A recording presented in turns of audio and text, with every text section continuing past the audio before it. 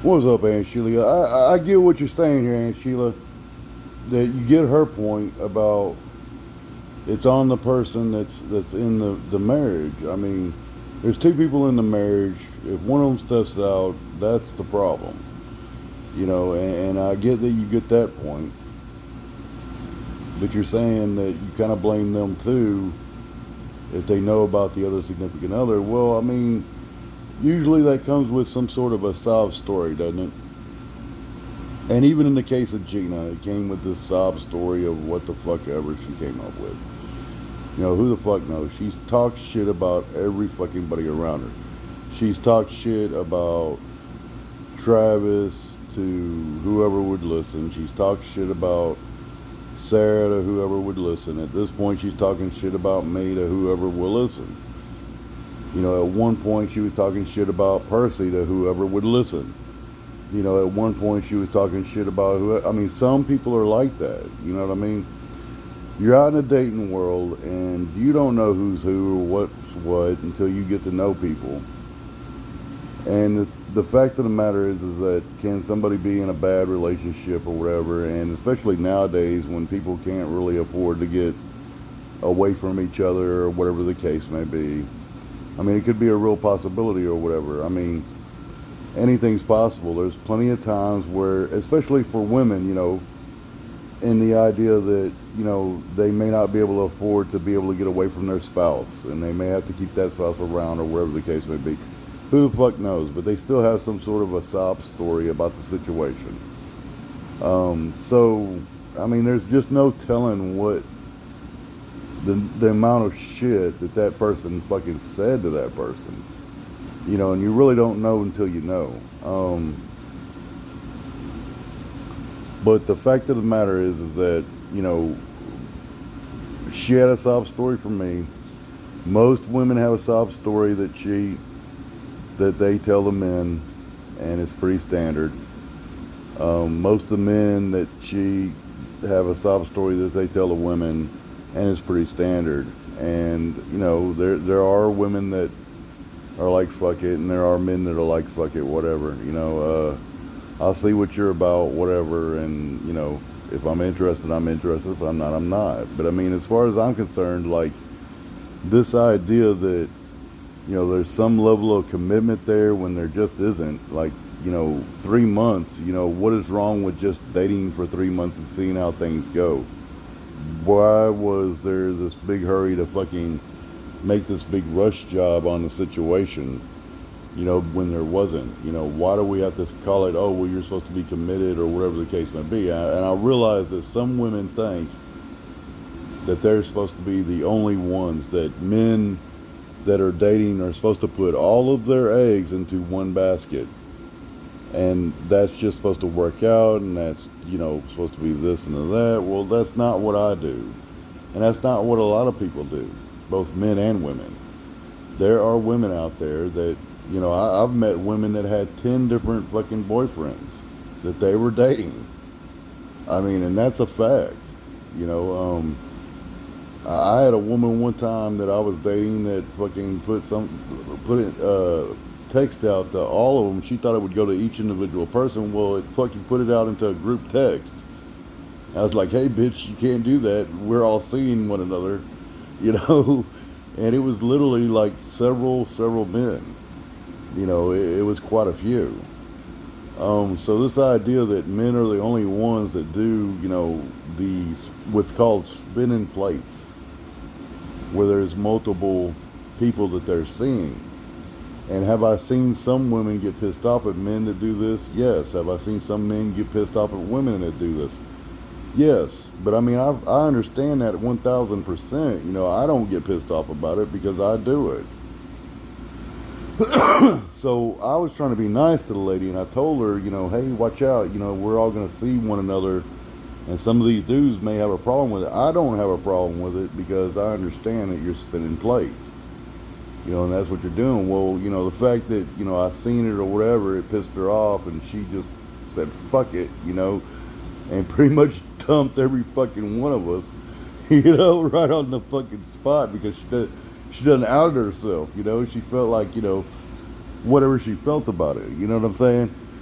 So, so the thing is that Aunt Sheila, that just people go about shit a little bit differently than others, you know. And to me, you know, volume and then let the cream rise to the top situation is what works best for me. Now, how other people want to go about doing that, well, that's their fucking business. You know, it's each individual for their own, you know,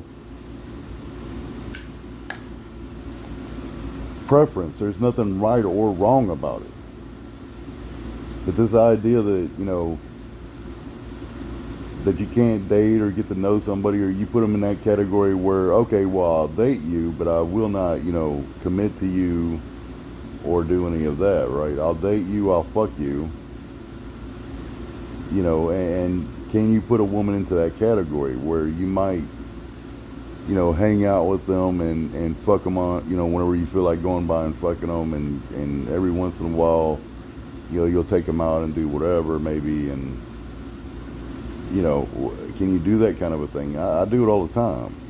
There are women who live on their own that have no children left in their house or anything like that because they've raised their children, that work for a living, that are lonely women that do not give a fuck. You know what I mean? They ain't interested in being married or having a husband and doing all that.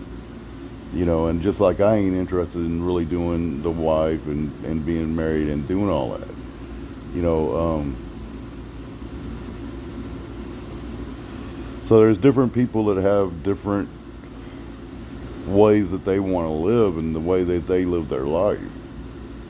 You know, now the fact that Gina thinks, okay, well, this is the way I want things, so therefore you're going to do things like that, that just ain't the case. I'm not going to change my life just because, and my preferences in my life because of anybody.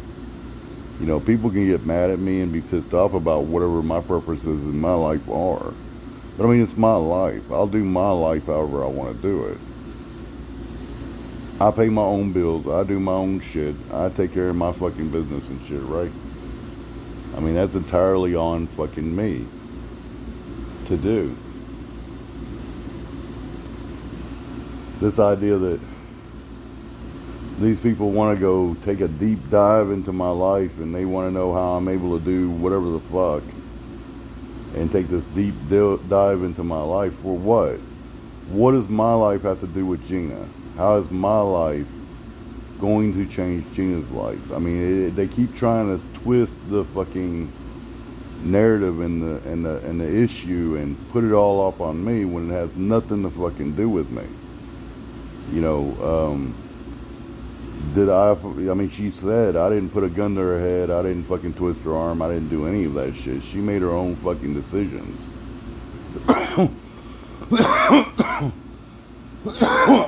Matter of fact, the first time we met up, she made me feel, you know, really bad for her. She was saying, oh, well, my daughter doesn't want anything to do with me and this and that and blah, blah, blah, blah, blah.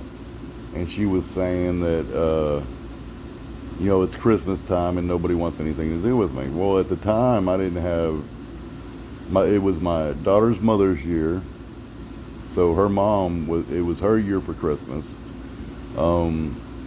My older kids were out of town, you know, lived out of town, so they were like, fuck it, we're going to do it on January 1st when, you know, my youngest daughter's here. That's when we're going to come down and, you know, come into town and we're going to do Christmas then. It was like January, the beginning of January, somewhere in there. So I said, fuck it, okay, I'll go down there and I'll hang out with you a while or whatever. Well, I rented this room and this woman decides to fucking come to that room, come to that hotel, go down the hallway, and I open, you know, knock on the door. Okay, that's on her. What does that have to do with me? That has nothing to do with me. You know what I'm saying? You know, and I open the door and she's taking her jacket off and running into the fucking room so fast she almost falls on her fucking face and kills her fucking self. You know what I'm saying?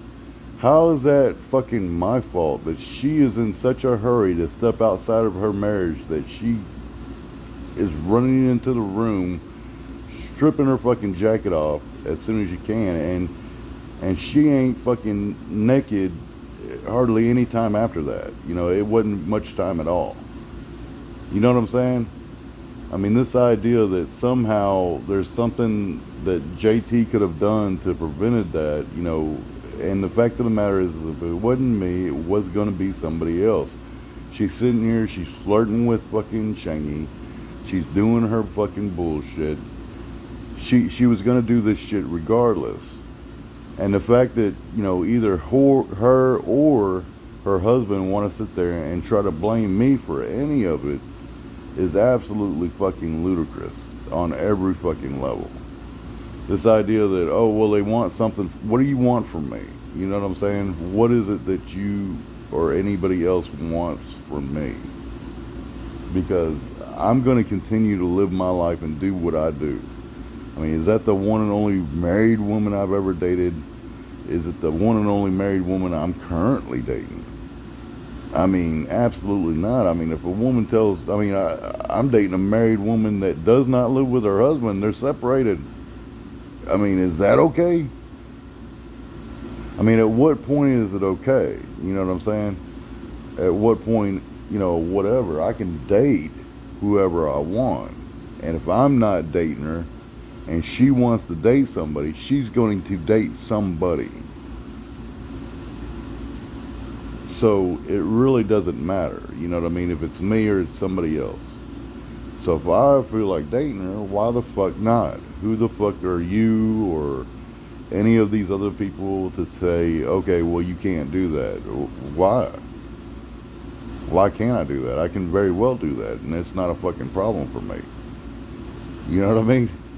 Now, will I make a commitment to that woman? That's another fucking story.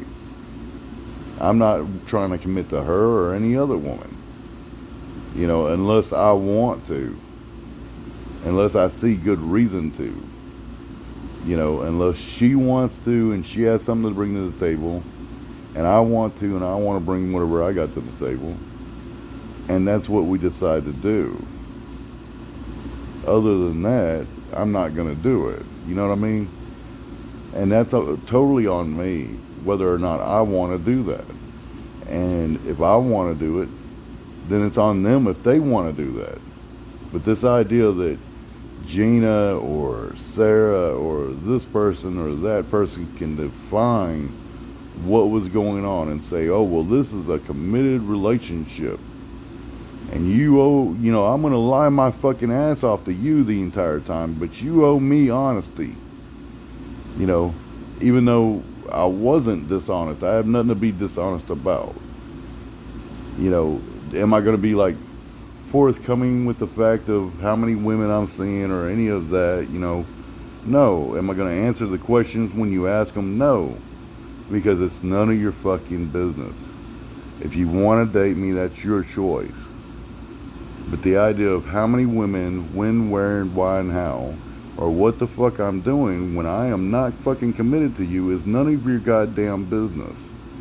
And what you're doing when we aren't committed to one another is none of my fucking business. You see what I'm saying? Turn around is fair play. Just saying.